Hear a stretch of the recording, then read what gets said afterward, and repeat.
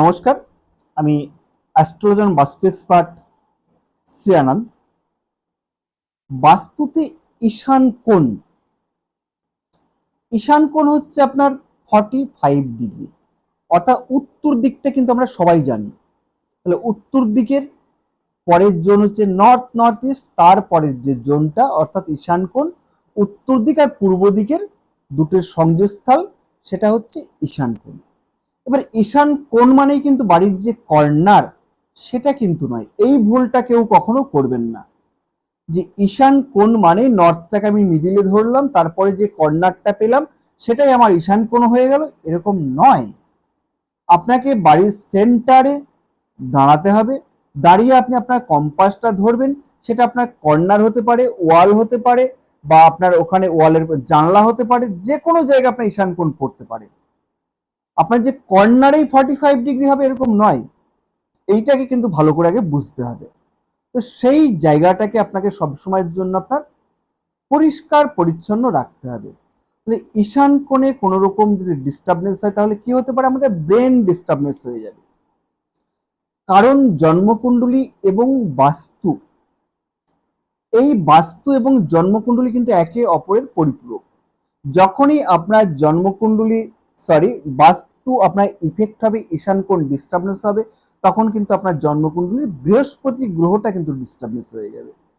সেক্ষেত্রে ঈশান কোণ যদি ডিস্টার্বনেস হয় তাহলে আমাদের যে পিটুইটারি গ্ল্যান্ড, আমাদের ব্রেন শক্তি, সেগুলো কিন্তু আপনার ডিস্টার্বনেস হবে। সেই জন্য সবসময়ের জন্য ঈশান কোণকে কি হবে, পরিষ্কার পরিচ্ছন্ন, সেখানে ভারী কিছু রাখা হবে না, সেখানে লাল কালারের কিছু রাখা হবে না। এবং আপনার টয়লেট, বিশেষ করে ঈশান কোণের টয়লেট যে বাড়িতে রয়েছে সেই বাড়ি কিনবেন না। যদি থেকে থাকে সেই আপনার ঈশান কোণের টয়লেট, সেটাকে রিমুভ করবেন, তবেই কিন্তু সে বাড়িতে বসবাস করবেন।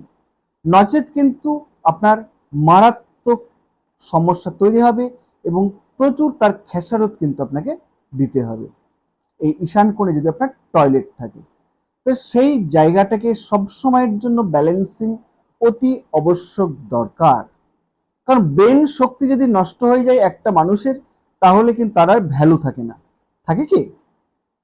ব্রেন শক্তি যদি আপনি বলেন অঙ্গ প্রত্যঙ্গ দান করে দিন, ব্রেন শক্তির ডিস্টার্বনেস রয়েছে, মানে ব্রেন ডেথ বলা হয়, কারণ কোনো আর কাজ নেই। অর্থাৎ বাড়ির যদি আপনার বাস্তুর ওই ব্রেন নর্থ ইস্ট সমস্যায় থাকে, তাহলে কিন্তু আপনার বাড়ির প্রত্যেকটা সদস্যের ব্রেন শক্তি নষ্ট হবে এবং ডিসিশন নিতে পারবেন না, ফিনান্সিয়াল ভাবে কোনো গেন হবে না, পড়াশোনায় কেরিয়ার নষ্ট হবে এবং তার সঙ্গে সঙ্গে আপনারা দিন দিন পিছিয়ে পড়বেন। রোগ একটার পর একটা সৃষ্টি হবে শুধু ঈশান কোণ ডিস্টার্বনেস থাকলে। ঈশান কোণ সবসময়ের জন্য আবারও বলছি পরিষ্কার পরিচ্ছন্ন রাখবেন। নর্থ ইস্টের উপরে আপনার কোনো রকমই আপনার ওভারহেড জলের ট্যাঙ্ক করবেন না। ঈশান কোণে পারলে সেখানে আপনার মেডিটেশনের জন্য বাড়ির স্থান করুন, সবাই মেডিটেশন করুন, ধ্যান করুন, জপ করুন, এবং কিছু না পারলেও সেখানে আপনার সন্ধ্যাবেলায় বসে থেকে আপনারা এক মনে মন্ত্র জপ করুন, ভগবানের কথা চিন্তা করুন, সেটাতেই অনেক বেটার রেজাল্ট পাবেন। নমস্কার, সবাই ভালো থাকবেন, চ্যানেলটি সাবস্ক্রাইব করবেন এবং